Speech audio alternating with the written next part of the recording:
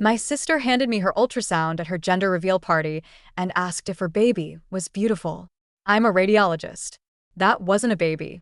When I pulled her husband aside to tell him the truth, everything fell apart. Now she's thanking me for saving her life. I'm a radiologist. 17 years of training and practice, board certified in diagnostic imaging, fellowship in obstetric and gynecological radiology. I've looked at over 12,000 ultrasounds in my career. I can read them the way most people read street signs. Automatically. Without thinking. So when my sister Emma handed me her ultrasound at her gender reveal party and asked, "Isn't she beautiful?" I knew within 3 seconds that something was catastrophically wrong. That wasn't a baby. Let me back up. Emma's my younger sister by 4 years. We've always been close. Different in almost every way, but close. She's the warm one, the social one, the one who remembers everyone's birthday and hosts elaborate dinner parties. I'm the one who went to medical school and forgot to have a life for about a decade. When she told me she was pregnant 6 months ago, I was genuinely happy for her. Emma had wanted kids since we were teenagers playing with dolls in our parents' basement. She'd married Greg 3 years ago. Good guy. Contractor. Builds houses. Salt-of-the-earth type who'd give you the shirt off his back. They'd been trying for a year and a half before she finally got that positive test. I remember the phone call. She was crying so hard I thought something had gone wrong. But no. Happy tears. The happiest I'd ever heard her. I told her to make an appointment with Dr. Patterson, her OB/GYN good doctor. 20 years experience. I'd referred patients to her before. Emma went once. Got the blood work confirming pregnancy. 8 weeks along. Everything looked normal at that initial visit. But then she found Bundle of Joy Imaging. It's one of those boutique ultrasound places that started popping up everywhere about 5 years ago. You see them in strip malls between nail salons and cell phone repair shops. They're not medical facilities. They're entertainment. You pay $60 and they give you 3D pictures of your baby, put the heartbeat in a teddy bear, let you find out the gender early, decorate the room like a nursery with twinkle lights and motivational quotes about motherhood. Emma thought it was perfect. So much nicer than Dr. Patterson's office. She told me 3 weeks ago when she mentioned booking an appointment there. They have champagne after. Well, sparkling cider for me. And they let you bring your whole family. I should have said something then. Should have told her those places are staffed by people who took a 6-week certificate course and bought a used ultrasound machine off eBay. Should have explained that they're not qualified to identify problems, that they miss things constantly, that they exist in a legal gray area where they're technically not practicing medicine but they sure as hell look like they are. But I didn't want to be the killjoy sister. The one who ruins everything with medical facts and worst-case scenarios. Emma was happy. Glowing. Planning her gender reveal party with the kind of enthusiasm that made you feel tired just watching her. So I kept my mouth shut. Until that Saturday afternoon at 2:47 p.m.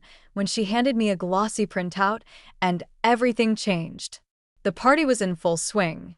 Emma and Greg's backyard had been transformed into what I can only describe as pink and blue chaos. Streamers everywhere. A dessert table that looked like it belonged at a wedding. 50 people milling around with Prosecco, including our parents, Emma's college friends, work colleagues, neighbors. Everyone excited to find out if it was a boy or a girl. The centerpiece was this massive black balloon filled with either pink or blue confetti. Very Instagram-worthy. Emma had been posting about it for weeks. I arrived around 2:30. Gave Emma a hug. Told her the decorations looked amazing. And they did. She'd hired someone to do it all. There were even customized cookies with question marks on them. She pulled me aside about 15 minutes later. Her face was doing that thing pregnant women's faces do when they're just radiating pure joy. She had the ultrasound photo in her hand. "I haven't shown anyone yet," she said. "I wanted you to see first. Professional opinion and all that." She handed it to me. I looked down at the image, and I felt my entire body go cold. The shape was wrong. Completely wrong. What Emma thought was a baby's profile, that sweet curve of forehead and nose she'd probably traced with her finger 100 times, wasn't a profile at all. It was a solid mass. Dense. Uniform. In completely the wrong position for a fetus at 16 weeks. Babies aren't solid. They're mostly fluid at that stage. Amniotic fluid, developing organs, spaces. What I was looking at was wrong density, wrong shape, wrong position, wrong everything. I've delivered bad news to patients for 15 years. You learn to control your face. You learn to hide the horror that wants to crawl across your features because the wrong look at the wrong moment can destroy someone. So I kept my expression completely neutral. "Where'd you get this done?" I asked. My voice sounded normal. Steady. Emma didn't notice anything. "That new place in the shopping center," she said, beaming. "Bundle of joy imaging. They do the 3D pictures and the keepsake videos with the little heartbeat teddy bears. So much nicer than Dr. Patterson's office. The rooms are all decorated like nurseries, and they give you champagne after. Well, sparkling cider for me, obviously. Not a hospital. Not her OB's office. A strip mall boutique with no medical oversight." I smiled. Told her the picture was lovely. Said I needed to use the bathroom. Instead, I went looking for Greg. I found him in the kitchen, sneaking a beer before the big balloon pop. He saw me coming and laughed. "What, you going to lecture me about Emma's diet again?" I know. She had sushi last week. One California roll isn't going to. That's not a baby on that ultrasound." The beer bottle froze halfway to his mouth. His face did that thing faces do when the brain receives information it cannot process. Complete blankness. Like a computer blue screening. "What?" I grabbed his arm and pulled him into the laundry room. "Close the door." The muffled sounds of 50 excited guests filtered through the walls, but in here, it was quiet enough to destroy a world. "The mass on that image is solid," I said, keeping my voice low and steady even though my heart was pounding. "Babies aren't solid. They're mostly fluid. Amniotic fluid, developing organs, spaces. What's on that scan is dense, uniform, wrong. It's in the wrong position, wrong shape, wrong density, wrong everything." Greg leaned against the washing machine like his legs had stopped working. All the color had drained from his face. "But she felt it kick," he said. His voice was barely a whisper. "She's felt it moving for weeks. Large masses can cause movement sensations," I explained. "Pressure shifts against organs. Intestinal displacement. It feels like kicking to someone who's never been pregnant before, but it's not. It's the mass shifting position." So, what are you saying? "What is it?" "I don't know exactly. Could be a fibroid. Could be a dermoid cyst. Could be." I couldn't say the word. Not yet. Not until we knew. "I'm saying Emma needs a real diagnostic scan at a real hospital with real equipment operated by real medical professionals. Tonight. Not tomorrow. Tonight." Greg's eyes went to the door. Through it, we could hear Emma laughing at something. Her voice bright and happy. "She's going to be devastated," he said. "She's been planning this for months. The nursery's already painted." "She's going to be alive," I said. "That's what matters. Whatever's in there, it needs to come out. And the sooner we know what we're dealing with, the better her chances." He nodded slowly. "Processing. Greg's a good man. Practical. Solution-oriented." I watched him shift from shock to planning mode. "How do we do this?" he asked. "She'll never agree to leave her own party. We'll figure it out. But first, we have to let her have the reveal. She deserves that moment. Even if—" I couldn't finish the sentence. "Even if it's the last happy moment she has for a while." Greg finished for me. We went back to the party. I don't remember much of the next hour. I know I smiled. I know I talked to people. Emma's best friend Courtney cornered me at one point, 3 glasses of wine deep, going on about how she knew it was going to be a girl because of the way Emma was carrying. Low and round, she said. Classic girl bump. I wanted to scream. Wanted to grab her by the shoulders and shake her and tell her that wasn't a bump, that was a tumor, that she needed to stop talking about things she didn't understand. Instead, I nodded and smiled and said the decorations were beautiful. Then it was time. Emma and Greg took their positions in front of the balloon. She was wearing a white sundress with pink and blue flowers. "Gender neutral until we know," she'd said when she bought it. Greg was in a blue button-down she'd picked out for him. They looked perfect. Happy. In love. Everything was a lie. Emma held up the oversized pin, turning to face her guests. Okay, everyone, ready to find out if we're having a little princess or a little prince? The crowd started counting down. 3. I should stop this. 2. I should say something. 1. God forgive me. The balloon popped. Pink confetti exploded everywhere. It rained down like snow, catching in hair, settling on shoulders, drifting to the grass in soft spirals. Everyone screamed and clapped and cheered. Emma burst into tears. Happy tears. Beautiful, devastating, heartbreaking tears. She threw her arms around Greg and held on like he was the only solid thing in a world gone soft and wonderful. A girl, she sobbed. We're having a girl. I watched pink confetti settle on the grass and felt my heart shatter into 1,000 pieces. 2 hours later, I made my excuse. Family emergency at the hospital. Ironic, given that the actual emergency was standing 10 feet away hugging our mother and talking about nursery color schemes. I need Greg to drive me, I said, holding up my wine glass. I've had too much to drink to drive myself. Emma pouted the way she'd been pouting at me since we were kids when I had something she wanted. You're leaving already? But we haven't even cut the cake. I know. I'm sorry. I'll call you tomorrow. Promise. She hugged me. Her belly pressed against me. Not a baby bump, I knew now. Just the swelling of something terrible growing inside her. Thank you for coming, she said. I know you're busy. It means so much that you were here. I wouldn't have missed it. The lie tasted like ash. Greg drove us straight to Mercy General Hospital in silence. I'd called ahead while Emma was distracted with guests. Spoken to Dr. Rachel Chen, Chief of Obstetric Imaging, colleague and friend for 12 years. I explained everything in quick clinical terms. Bring her straight to radiology, Rachel said. I'll have a team ready. We'll do a full diagnostic workup. If it's what you think it is, we'll have surgery on standby. Emma texted during the drive. Is everything okay? You both looked so serious when you left. Greg's hands tightened on the steering wheel. What do I tell her? Tell her we're picking up medication for me. Tell her there was a mix-up at the pharmacy. Tell her anything that buys us 20 minutes. He typed with one hand. All good. Sarah just needed to grab something from the hospital. Back soon. Love you. 3 dots appeared as Emma typed her response. Okay. Don't forget we're having brunch with your mom tomorrow. Love you too. The normalcy of it was devastating. We pulled into the Mercy General parking lot. I called Greg's phone from the car. Told him to tell Emma I was having chest pain. That I needed her to come inside with him. She arrived 15 minutes later looking confused and worried. What's going on?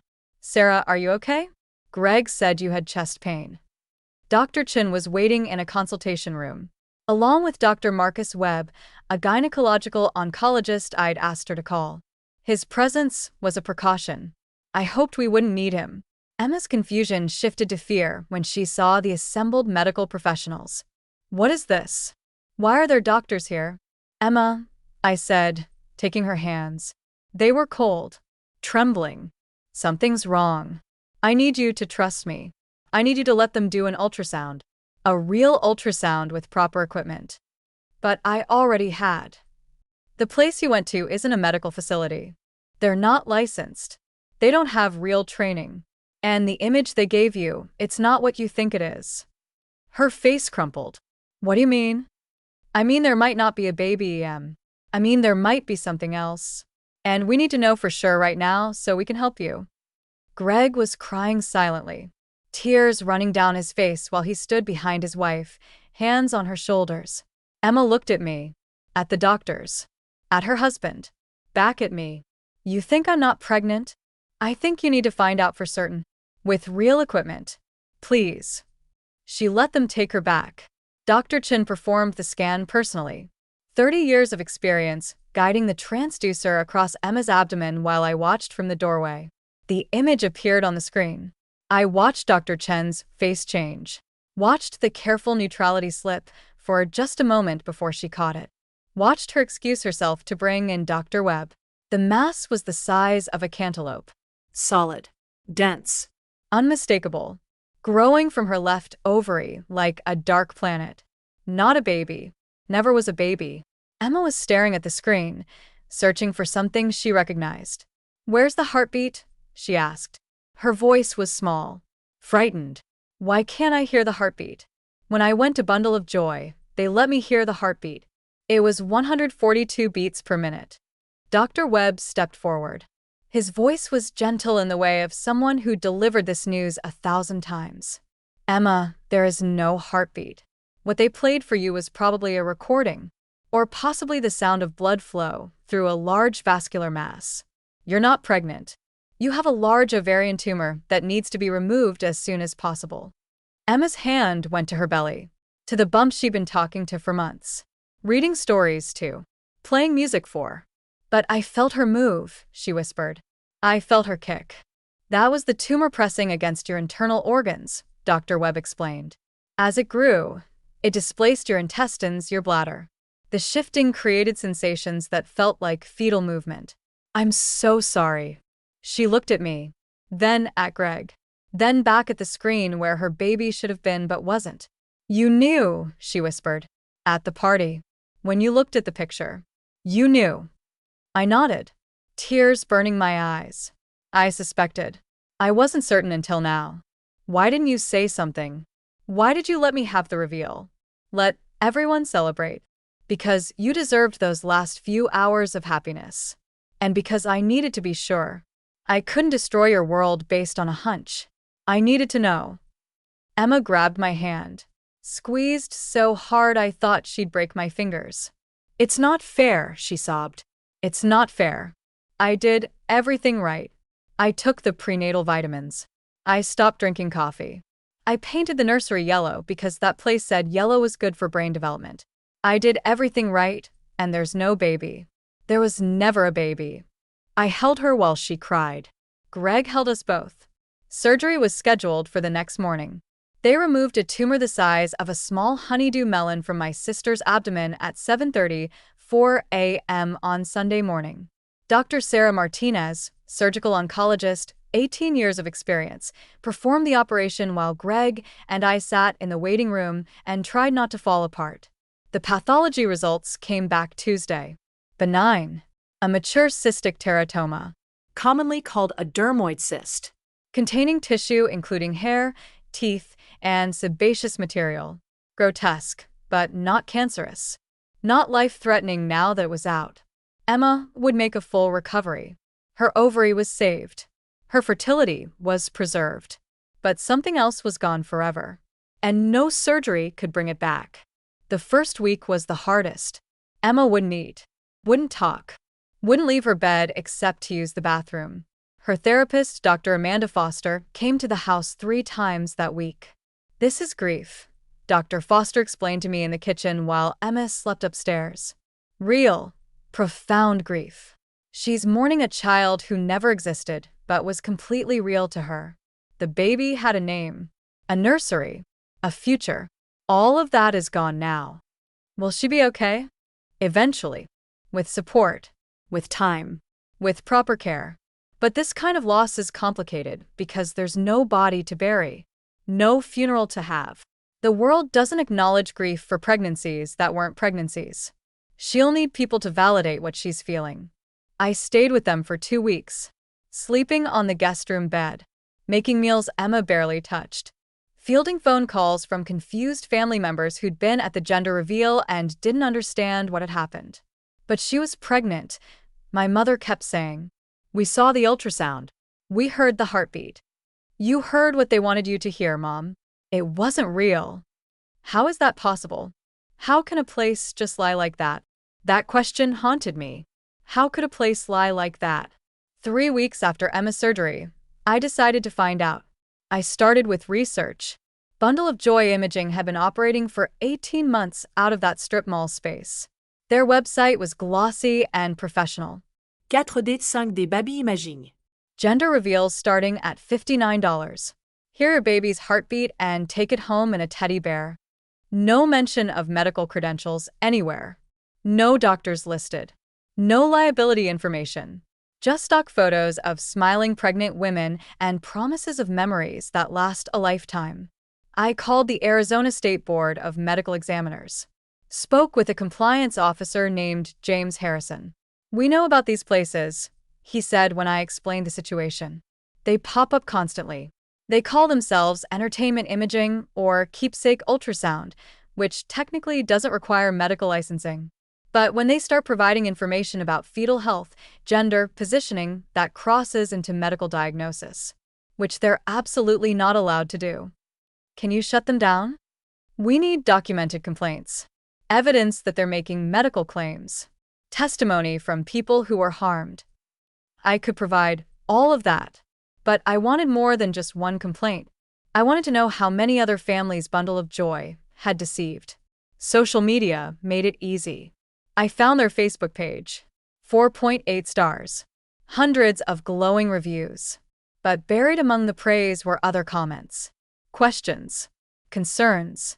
A woman named Melissa Santos. "They told me I was having a boy at 16 weeks. My doctor says it's definitely a girl. Now I have a nursery full of blue clothes." A woman named Patricia Ortiz. "They said my baby was measuring perfectly. A week later, my OB said he has a serious heart defect they should have caught." A man named David Kim. "My wife went there 3 times. They never mentioned anything wrong. She lost the baby at 24 weeks. The autopsy showed problems that should have been visible on ultrasound." I messaged every single one of them. 17 people responded within a week. The stories were devastating. Amanda Chun had been told she was carrying healthy twins. One of the twins was actually a blighted ovum, an empty gestational sac with no fetus. She didn't find out until she was 20 weeks along. Marcus and Lisa Rodriguez had been told their baby was a healthy girl at 13 weeks. Their baby was actually a boy with severe chromosomal abnormalities. They weren't able to prepare, weren't able to make informed decisions about their pregnancy. Jennifer Walsh had been told everything looked perfect. Her baby had anencephaly, a condition where the brain and skull don't develop properly. She found out at her 20-week anatomy scan at an actual medical facility. "If I'd known earlier," she told me on the phone, her voice raw, "I could have ended the pregnancy humanely. Instead, I carried him for another 4 months, knowing he'd die at birth." And then there was Sarah Blackwell, 24 years old. First pregnancy. Bundle of Joy had told her everything was fine. Her regular doctor had confirmed pregnancy, but hadn't done detailed imaging yet. She was only 11 weeks along. What no one had caught, because no one with proper training had looked, was that Sarah's pregnancy was ectopic. The embryo had implanted in her fallopian tube instead of her uterus. Her tube ruptured at 13 weeks. She almost bled to death in her apartment. Emergency surgery saved her life, but took her tube. Her fertility was permanently compromised. They could have seen it, Dr. Chin told me when I showed her the documentation I'd gathered. An ectopic pregnancy is visible on ultrasound if you know what you're looking for. But these people don't know what they're looking for. They're trained to find cute angles and gender clues, not medical pathology. I brought everything to James Harrison at the State Board. Printed testimonials. Medical records from the affected families who'd agreed to share them. Screenshots of Bundle of Joy's marketing materials making claims about checking baby's health and confirming normal development. I also brought Victoria Stern, a reporter from Channel 7 News who'd been covering healthcare fraud for 11 years. And I brought my lawyer, Catherine Park, medical malpractice specialist. 23 years of experience. "This is more than enough," Harrison said after reviewing everything. "We can issue a cease and desist immediately and refer for criminal investigation to the county prosecutor." "I want to be there when you shut them down," I said. "That's not standard procedure. My sister almost died because these people handed her a picture of a tumor and told her it was a baby. I want to see it." He looked at Victoria, who was already taking notes. He looked at Catherine, who nodded slightly. Fine. Friday morning, 8 a.m. Don't bring cameras until we've secured the premises. The owner of Bundle of Joy Imaging was a woman named Brenda Holloway, 53 years old, former medical assistant who'd lost her license 8 years earlier for falsifying patient records. She'd bought a used ultrasound machine on eBay for $4,700 and rented the strip mall space for $1,200 a month. Total startup costs under $10,000. In 18 months of operation, she'd performed over 2,400 scans at an average price of $85 each. That was over $200,000 in revenue from pretending to be a medical professional. When we arrived Friday morning, me, Victoria, and her camera crew waiting outside, 2 state board investigators, and a sheriff's deputy, Brenda was setting up for the day. Pink walls. Teddy bears on shelves. A wall covered with photos of smiling infants.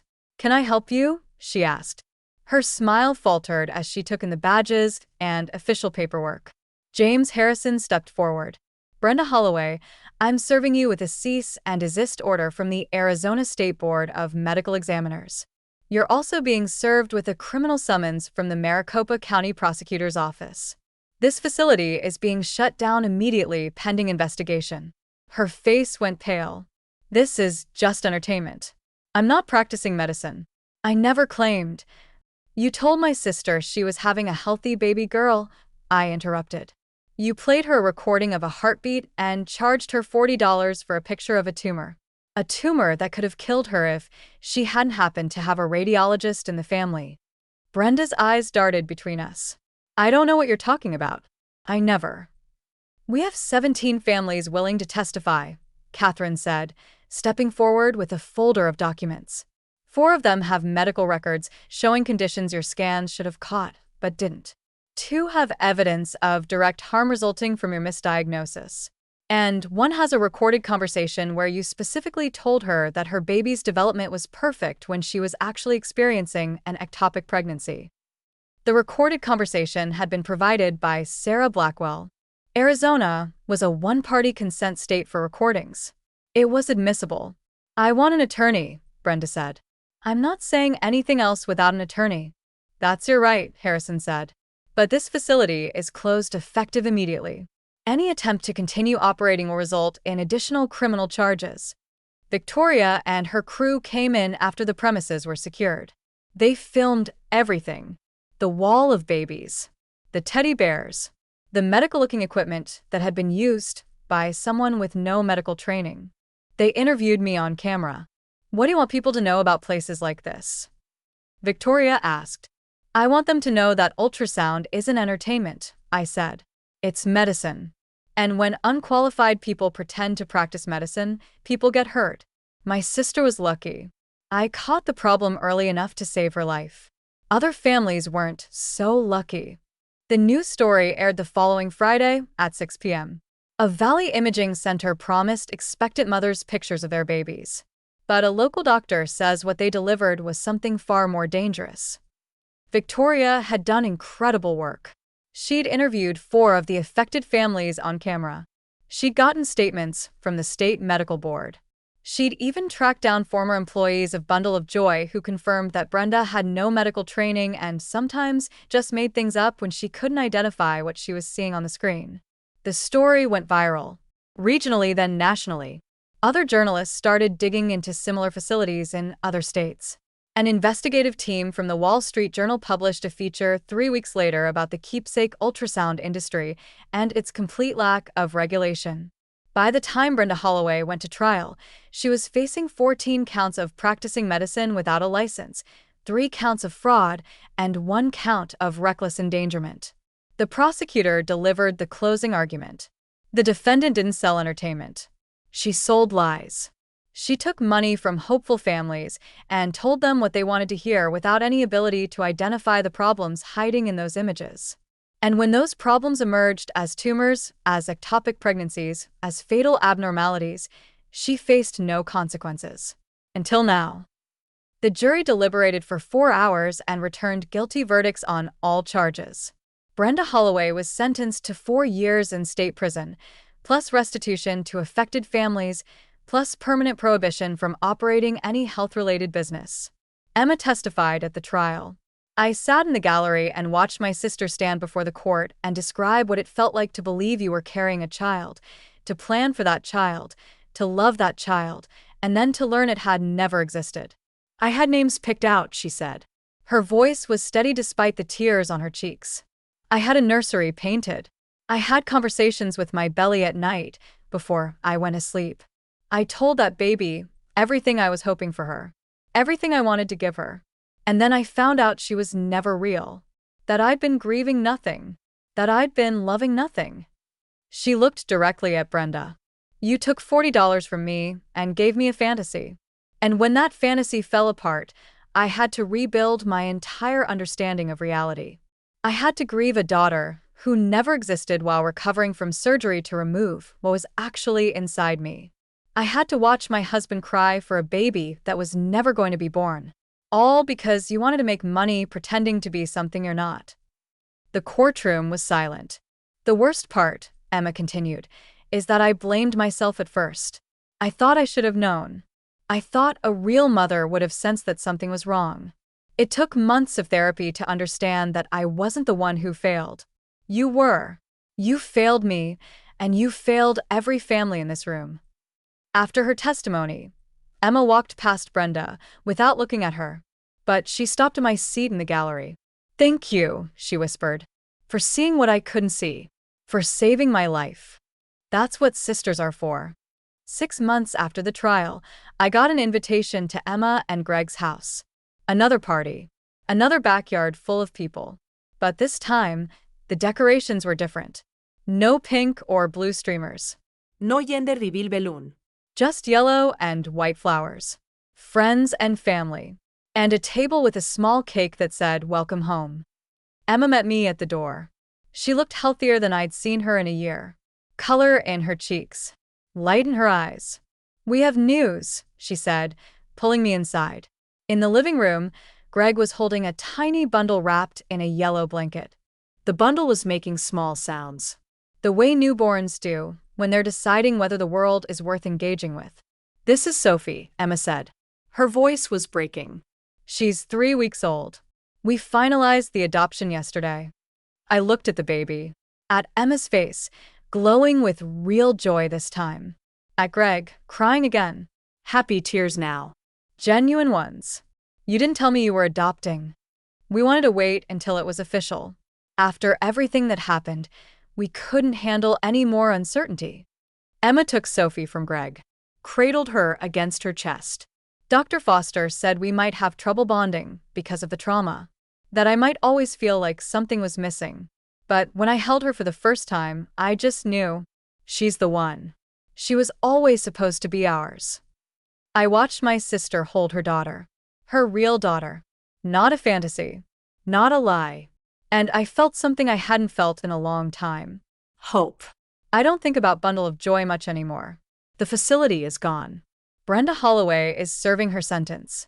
The families affected are healing. Emma sends me pictures of Sophie every few days. Her first smile. Her first time sleeping through the night. Her first everything. She's thriving. They both are. And sometimes, when I'm looking at ultrasounds at work, I think about that Saturday afternoon. About pink confetti falling like snow. About my sister's face when she thought she was having a girl. About how sometimes the kindest thing you can do for someone is destroy their world before it destroys them. I'm a radiologist. I look at images and tell people what I see. That day, I saw the truth. And it saved my sister's life. Alright, that's it for today. See you in the next one.